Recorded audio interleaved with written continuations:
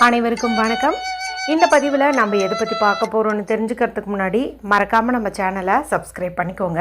பக்கத்தில் இருக்கிற பெல் பட்டனையும் கிளிக் பண்ணிவிட்டு ஆளுங்கிற ஆப்ஷன் கொடுத்துட்டிங்கன்னா நான் போடுற வீடியோக்கள் எல்லாமே மிஸ் ஆகாமல் நோட்டிஃபிகேஷனில் வந்துடும். இந்த பதிவு மிகவும் முக்கியமான ஒரு பதிவு. உங்கள் வாழ்க்கையில் இருக்கக்கூடிய எப்படிப்பட்ட கஷ்டங்களாக இருந்தாலும் கவலைகளாக இருந்தாலும் அது எல்லாமே நீங்குவதற்கும் வாழ்வே வளமாக மாறுவதற்கும் இப்போ நான் சொல்லக்கூடிய இந்த ஒரு பரிகாரத்தை நாளைய நாளில் நீங்கள் செய்யுங்க. கண்டிப்பாக நீங்கள் நினச்சி பார்க்க முடியாத அளவுக்கு நல்ல பல மாற்றங்கள் உங்கள் வாழ்க்கையில் ஏற்படும். நாளை நமக்கு மார்ச் மாதத்தின் 27ஆம் தேதி பங்குனி மாதத்தின் 13ஆம் தேதி நிறைஞ்ச வெள்ளிக்கிழமை நாளாக இருக்குது. அதுவும் வளர்பிறை வெள்ளிக்கிழமை அப்படிங்கிறது மகாலட்சுமி தாயார் வழிபாட்டுக்கு உரிய ஒரு நாள் அப்படின்னு சொல்லலாம். இந்த நாளை மேலும் விசேஷம் சேர்க்கும் விதமாக வருஷத்துக்கு ஒரு முறை மட்டுமே வரக்கூடிய ஸ்ரீராம நவமியானது நாளைய தினம் நமக்கு அமைஞ்சிருக்குது. இந்த ஸ்ரீராம நவமி அப்படிங்கிறது பங்குனி மாதத்தில் வரக்கூடிய வளர்பிறை நவமி திதி, அது கூடவே புனர்பூச நட்சத்திரம் இருக்கக்கூடிய நாள் தான்.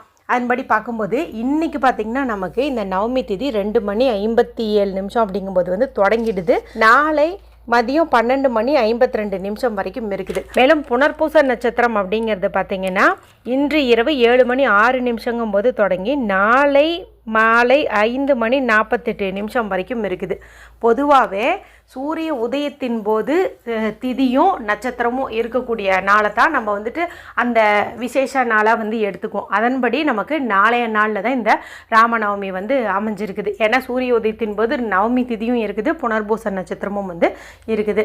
மற்ற தெய்வங்களை போல இல்லாமல் சக ஒரு மனுஷனா, அதாவது மனுஷனோட மனுஷனா நம்மள மாதிரியே இந்த பூமியில் பிறந்து மனித வாழ்க்கையில் என்னென்ன மாதிரியெல்லாம் கஷ்டங்கள் வருமோ அது எல்லாம் ஒரு மனிதனாகவே இருந்து அனுபவித்து வாழ்க்கையை இப்படி தான் வாழணும் அப்படிங்கிற ஒரு முறையை கொண்டு வந்தவர்னு பார்க்கும்போது மகாவிஷ்ணுவுடைய திவ்ய அவதாரமான, அதுவும் 7வது அவதாரமான ஸ்ரீராமருடைய அவதாரத்தை சொல்லலாம்.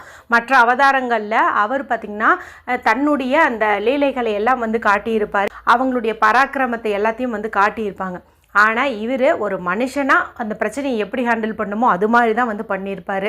நம்ம யாருக்கிட்டையாவது சொல்லுவோம் இல்லையா, என் இடத்துல இருந்து நீ வாழ்ந்துப்பார் அப்போ தான் உனக்கு என் கஷ்டம் தெரியும் அப்படின்னு சொல்லுவோம் இல்லையா, அதுபோல தான் ஸ்ரீராமர் வாழ்ந்திருக்கிறார். அதாவது நம்மள மாதிரி தான் அவரும் வாழ்ந்திருக்கிறார். ஸோ ஒரு மனித வாழ்க்கையில் குடும்ப வாழ்க்கையில் என்னென்ன கஷ்டங்கள் வருமோ அது எல்லாமே அவருக்கு நல்லா தெரியும்.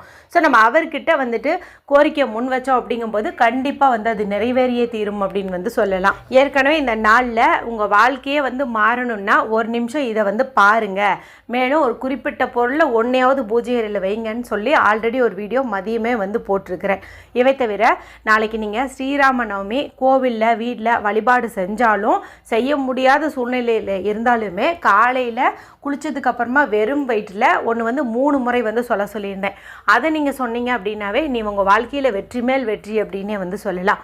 நான் மேலே சொன்ன அந்த 2 வீடியோனுடைய லிங்க்குமே எண்ட் ஸ்க்ரீனில் கொடுக்குறேன், பார்க்காதவங்க பார்த்து பயன்படுத்திக்கோங்க. இந்த பதிவு எதற்கானதுன்னா குளிக்கும் தண்ணீர் பரிகாரம் குறித்து தான். நம்மளுடைய சேனல் பொறுத்த வரைக்கும் சில விசேஷமான நாட்கள் திதிகள் இதெல்லாம் வரும்போது குளிக்கும் தண்ணீர் பரிகாரம் சொல்கிறது வழக்கம். ஏன்னா நம்ம சாதாரணமாக குளிக்கிறத காட்டிலும் நான் சொல்லக்கூடிய முறையில் குளிக்கும்போது உங்களுடைய உடலும் சுத்தமாகும், அதே போல் மனம் ஆன்மா எல்லாமே கிளென்சிங் ஆகும் அப்படின்னு சொல்லலாம். இப்போ நாளைக்கு நமக்கு காலையிலே இந்த ராமநவமி இருக்கிறதுனால நீங்கள் இந்த ஒரு பரிகார முறை எடுத்துக்கோங்க. இதுக்கு ஏதாவது ரூல்ஸ் இருக்கான்னு கேட்டிங்கன்னா எந்த ரூல்ஸுமே கிடையாது.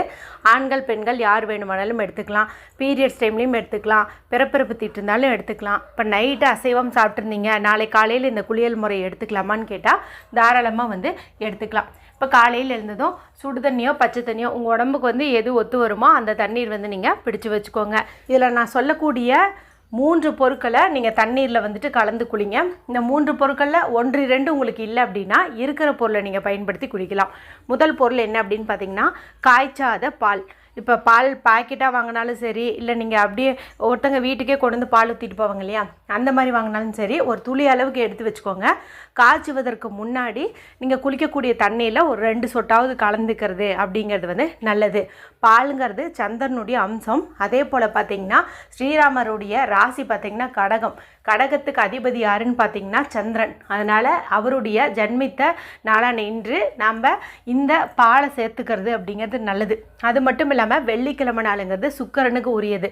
சுக்கிரனுக்கு உரிய நிறம்னு பார்க்கும்போது வெண்மை, பாலின் நிறம், அதே போல் சந்தனுக்குரிய நிறம் எல்லாமே பார்த்திங்கன்னா இங்கே வெண்மையாக இருக்குது. இது நமக்கு பர்ஃபெக்டாக வந்து பொருத்தமாக இருக்கும். அதனால் பால் வந்துட்டு நீங்கள் தண்ணியில் கலந்துக்கோங்க. அடுத்தது மகாலட்சுமியின் அம்சம் பொருந்திய மஞ்சள் தூள். இந்த மஞ்சள் தூள் ஒரு துளி அளவுக்கு நம்ம தண்ணீரில் வந்து கலந்துக்கணும். அடுத்து நம்ம போட வேண்டிய முக்கியமான பொருள் துளசி இலைகள். துளசி இலை இன்றைக்கே உங்களுக்கு கிடச்சிச்சின்னா கூட நீங்கள் ரெடி பண்ணி வச்சுட்டு நாளைக்கு குளிக்கும் போது வந்து போட்டுக்கலாம். ஒருவேளை உங்களுக்கு துளசி இலை கிடைக்கல அப்படிங்கும்போது பரவாயில்ல, விட்டுருங்க. நீங்கள் வந்து இந்த பாலையும் மஞ்சத்தூளையும் மட்டும் தண்ணீரில் கலந்து குளிச்சிங்க அப்படின்னா போதும். இப்போ தண்ணீரில் கலந்தாச்சு இல்லையா? அடுத்து என்ன பண்ணுறீங்க அப்படின்னா உங்களுடைய வலது கையினுடைய மோதிர விரல், அதாவது ரைட் ஹேண்டினுடைய இந்த ரிங் ஃபிங்கரை பயன்படுத்தி தண்ணீரில் ராம் அப்படின்னு சொல்லிட்டு நீங்கள் எழுதுங்க. தமிழ்லையோ இங்கிலீஷ்லையோ நீங்கள் வந்து ராம் அப்படின்னு சொல்லி எழுதுங்க. இந்த ராம் அப்படிங்கிறத நீங்கள் ஒரு முறை சொன்னீங்கன்னா 10 முறை உச்சாரணம் செஞ்சதற்குண்டான பலன் வந்து கிடைக்கும். இதையவே நீங்கள் ராம் ராம் ராம்னு 3 முறை சொன்னீங்க அப்படிங்கும்போது 1000 முறை உச்சரித்ததற்குண்டான பலன் வந்து கிடைக்கும். இது நான் சொல்லிங்க, சிவபெருமானே வந்து சொல்லியிருக்கிறாரு. மேலும் இப்படி நம்ம ராம ராம ராம அப்படின்னு சொல்லும்போது அளவில்லாத செல்வம் சேரும், நம்மளை ஆட்டி படைச்ச அத்தனை விதமான கஷ்டங்களும் நம்மளை விட்டு நீங்கும் அப்படின்னே சொல்லலாம். ஸோ நீங்கள் வந்து ராம்னு எழுதுங்க, இல்லைனா ராமான்னு எழுதுங்க. உங்களுக்கு என்ன தோணுதோ அந்த 2 எழுத்தை நீங்கள் வந்துட்டு இந்த தண்ணீரில் வந்து எழுதி இந்த தண்ணீரை பயன்படுத்தி நீங்கள் தலைக்கும் குளிக்கலாம், உடம்புக்கும் குளிக்கலாம். ஒருவேளை ஆல்ரெடி குளித்ததுக்கப்புறமா தான் வீடியோ பார்த்தீங்கங்கும்போது இது போல் தண்ணீர் ரெடி பண்ணிட்டு முகம் கை காலாவது கழுவிக்கோங்க, தண்ணீர் எடுத்து தலையில் தெளிச்சுக்கோங்க. இது பண்ணினீங்க அப்படின்னாவே போதுமானதாக இருக்கும். அதன் பிறகு காலையில் வெறுமேட்டில் சொல்லக்கூடிய மந்திரம் குறித்து இன்னொரு பதிவில் போட்டிருக்கேன்னு சொன்னேன் இல்லையா? அதனுடைய லிங்க்கு கொடுக்குறேன், அதை நீங்கள் பார்த்து சொல்லிவிடுங்க. இது மட்டும் பண்ணிங்க அப்படின்னாவே போதும், அற்புதமான பல நல்ல மாற்றங்கள் உங்கள் வாழ்க்கையில் வந்து ஏற்படும். நம்பிக்கையோடு செஞ்சு பலனடைங்க. வீடியோ பிடிச்சிருந்தால் மற்றவங்களோடையும் ஷேர் பண்ணுங்கள், லைக் பண்ணுங்கள்.